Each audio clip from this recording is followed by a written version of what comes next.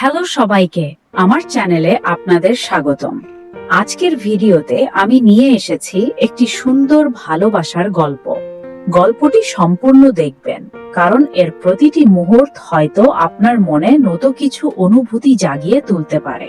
যদি ভিডিওটি ভালো লাগে তাহলে অবশ্যই লাইক, কমেন্ট করে আপনার মতামত জানাবেন এবং এমন আরো সুন্দর গল্প পেতে আমার চ্যানেলটি সাবস্ক্রাইব করে পাশে থাকবেন।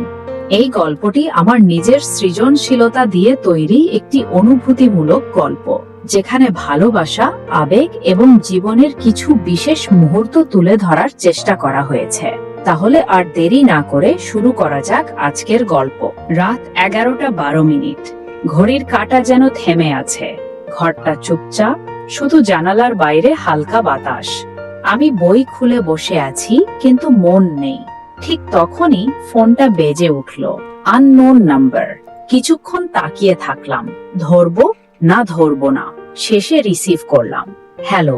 ওপাশে কয়েক সেকেন্ড নীরবতা, তারপর সরি, ভুল নাম্বার হয়ে গেছে। আমি একটু হেসে বললাম, এত রাতে ভুল নাম্বার? সে বলল, হয়তো ভুলটাই দরকার ছিল। আমি থেমে গেলাম। কলটা কেটে গেল, কিন্তু অদ্ভুতভাবে মনে হলো এই গল্পটা এখানেই শেষ না। পরের দিন আমি না চাইলেও বারবার ফোনের দিকে তাকাচ্ছিলাম। কেন জানি না, মনে হচ্ছিল সে আবার কল করবে। ঠিক 11:12 আবার সেই কল। আমি দ্রুত রিসিভ করলাম। তুমি আবার? সে হেসে বলল, তুমি অপেক্ষা করছিলে, তাই না? আমি চুপ। সে বলল, চুপ থাকলেই বুঝে যাই। ধীরে ধীরে একটা নিয়ম হয়ে গেল। প্রতিদিন রাত 11:12 কথা। আমরা ঠিক করলাম দিনে কোনো যোগাযোগ না। আমি জিজ্ঞেস করলাম, কেন? সে বলল, কারণ দিনে আমরা বাস্তব মানুষ, আর রাতে আমরা গল্প। আমরা ছোট ছোট কথা বলতাম। সে কি খেয়েছে, আমি কি পড়েছি, তার ফেভারিট গান, আমার পুরনো স্মৃতি। একদিন সে বলল, তুমি এত চুপচাপ কেন? আমি বললাম, সবাই বুঝে না। সে আস্তে বলল, আমি বুঝি। এই এক লাইনে আমি বদলে যেতে শুরু করলাম। একদিন প্রচন্ড বৃষ্টি হচ্ছিল। আমি বললাম, আজ কথা না বললেও পারো।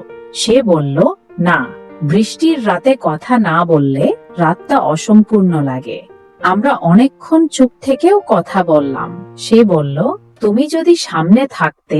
আমি বললাম, তাহলে? সে হেসে বলল, তাহলে এই বৃষ্টিতে একসাথে ভিজতাম। আমার মনে হলো আমি তাকে দেখতে পাচ্ছি। একদিন আমি বললাম, আমি তোমাকে একটা নাম দিই? সে বলল, ঠিক আছে। আমি বললাম, নিশি। মুন। সে একটু চুপ থেকে বলল, তাহলে তুমি আমার রাত। দিন যেতে লাগলো। আমি বুঝতে পারছিলাম আমি আর শুধু কথা বলছি না, আমি অনুভব করছি। একদিন সে বলল, তুমি কি কখনো কাউকে না দেখে ভালোবেসেছ? আমি থেমে গেলাম। তারপর আস্তে বললাম, হয়তো এখন করছি। ও পাশে নীরবতা, তারপর হালকা কান্নার শব্দ। তারপর থেকেই সে একটু বদলে গেল। আগের মতো হাসে না, কথা কমে গেল। আমি বললাম, তুমি কিছু লুকাচ্ছ। সে বলল, সব গল্পের সব অংশ বলা যায় না। কদিন কল এলো না। আমি অপেক্ষা করলাম। পরের দিন না। তারপর কয়েকদিন আমি কল দিলাম, সুইচড অফ। আমি বুঝলাম আমি তাকে হারাচ্ছি। কদিন কল এলো না। আমি অপেক্ষা করলাম। পরের দিন না। তারপর কয়েকদিন আমি কল দিলাম, সুইচড অফ। আমি বুঝলাম আমি তাকে হারাচ্ছি। আমি বসে থাকিনি। একটা নাম্বার দিয়েই আমি খুঁজতে শুরু করলাম, অনেক কষ্টে। আমি একটা ক্লু পেলাম, হাসপাতাল। হাসপাতালে গিয়ে নাম্বারটা দেখালাম। ওরা বলল, হ্যাঁ, সে এখানে ছিল। আমার বুক ধড়ফড়। এখন কোথায়? সে এখন ভালো, ডিসচার্জ হয়েছে। আমি চোখ বন্ধ করে একটা লম্বা শ্বাস নিলাম। ওরা আমাকে একটা ঠিকানা দিল। আমি সেদিনই রওনা দিলাম। রাস্তাটা লম্বা ছিল, কিন্তু মনে হচ্ছিল প্রতিটা পা আমাকে তার কাছে নিয়ে যাচ্ছে। আমি দরজার সামনে দাঁড়িয়ে, হাত কাঁপছে। নক করলাম, ভেতর থেকে পায়ের শব্দ। দরজা খুলল। সে দাঁড়িয়ে আছে, চোখে পানি, কিন্তু মুখে হাসি। তুমি? আমি কিছু বলতে পারলাম না, শুধু বললাম, নিশি। সে বলল, আমি অসুস্থ ছিলাম, আমি ভয় পেয়েছিলাম। তুমি যদি আমাকে দেখে বদলে যাও। আমি বললাম, আমি তোমাকে দেখিনি, আমি তোমাকে অনুভব করেছি। আমি বললাম, আমি তোমাকে ভালোবাসি। সে কেঁদে ফেলল।